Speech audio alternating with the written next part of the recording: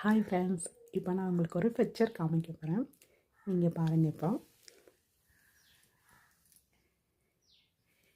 இந்த பிக்சர் வந்து நிஜமாகவே ட்ராயிங் பண்ணுறவங்க பண்ண பிக்சர். இது அழகாக மங்கீஸ் எல்லாம் விளையாடுற மாதிரி, 2 பறவை பறக்கிற மாதிரி, ஒரு பாப்பா வந்து ஊஞ்சல் விளையாடுற மாதிரி, 2 பொண்ணுங்க உட்காந்து பேசுகிற மாதிரி அவ்வளோ அழகாக இருக்கும்.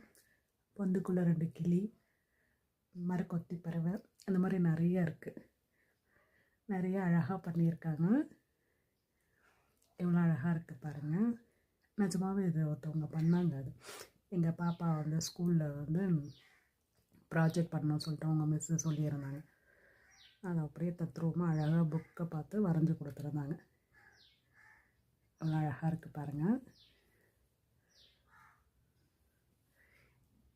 இது ஏன் நான் உங்களுக்கு காமிக்கிறேன்னா, இதே மாதிரி பார்த்து நாமளும் வரைஞ்சா எப்படி இருக்கும் அப்படின்னு ஒரு ஆர்வக்கோளாறில் நான் பண்ணியிருக்க பிக்சரையும் பாருங்கள்.